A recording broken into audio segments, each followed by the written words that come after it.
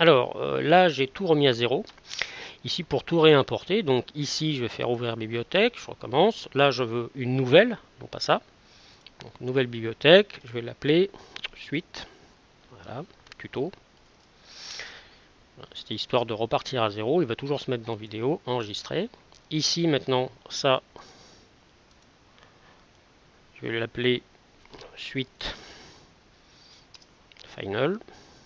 Voilà. Et ici, je vais réimporter. Donc tout ce que vous devez savoir faire maintenant. Donc je vais sur le bureau, je reprends ces médias, ici pour l'instant, et je fais importer. Ça, je ne reviens pas dessus. Voilà. Donc tout à l'heure, on a fait ça de manière un peu brusque. Donc ici, je vais masquer. Et maintenant, on pourrait déjà dérocher avant de les placer sur ce projet. Alors ici, donc je vais dire que là, je veux à partir de là, admettons, voilà, quand il commence juste à grimper, I, et là, je veux qu'il s'arrête là, O. Donc je peux vérifier, hein, voilà. Maintenant, ici, je vais dire, voilà, je vais faire un I ici, un O. Après, sur celui-là, je vais prendre I, O. Celui-là, je vais le faire comme ça. Voilà, donc vous voyez, ça défile par rapport à ce que je tourne. Et ici, il me met le timecode. Voilà, je vais prendre celui-là, puis celui-là, je vais le laisser. Maintenant qu'ils sont encadrés, je vais créer un nouveau projet. Ici. Donc celui-là, je le laisse par défaut, comme on a vu tout à l'heure. Et ici, je vais prendre ce rush.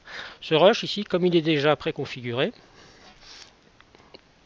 ici, enfin, vu qu'il y a un I et un O, quand je vais le coller ici, il ne met pas tout le rush, mais seulement la partie que j'avais sélectionnée préalablement. Donc j'ai ça. Si j'envoie, en appuyant sur la barre espace, ici j'ai bien mon film.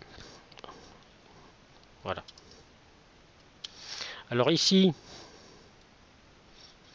voilà, je vais mettre là, je vais bouger un peu ça, et je vais agrandir un peu ma timeline. Voilà. Donc, ici, si j'envoie mon film, j'ai ça. Voilà. Donc là, maintenant, je vais dire que je veux celui-ci. Donc, je me mets là, mais de toute façon, il le ferait, puisque je vais passer par ce menu. Donc ici, hop, il le fait là. Il a pris que cette partie-là. Je vais redézoomer un peu maintenant. Voilà. Celui-là, je vais prendre que ça. Voilà, je peux le placer ici. C'est pareil que de faire ça. Et celui-ci, je vais prendre ça. Donc là, si je reste dessus, la plupart du temps, il va afficher le raccourci clavier. Donc là, c'est E. Tac, et automatiquement, il se met là. Donc voilà, déjà ici, j'ai toujours ce point. C'est cette petite pellicule qui veut dire en fait que c'est le début. Et ça, c'est la fin. Voilà. Maintenant, ici, on a fait ça de manière abrupte, mais après, on va voir maintenant ces outils-là. Donc, celui-ci, par exemple,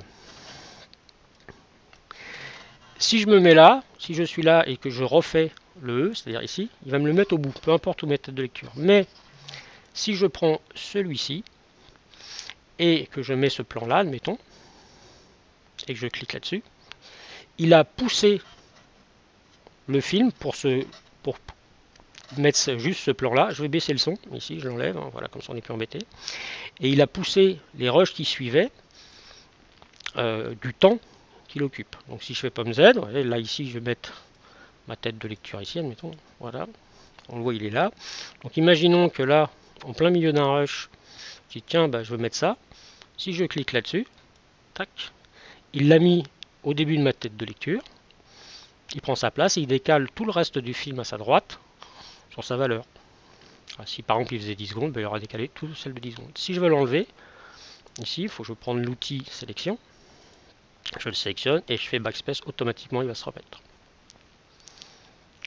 Si par exemple je suis ici, voilà, je prends ce rush, admettons, et que je fais ça, voilà, bah, par défaut, ici, il va mettre une plage noire, c'est-à-dire une pause, ici, puis il va repartir de là. Si je veux l'enlever, toujours de la même manière, je le sélectionne.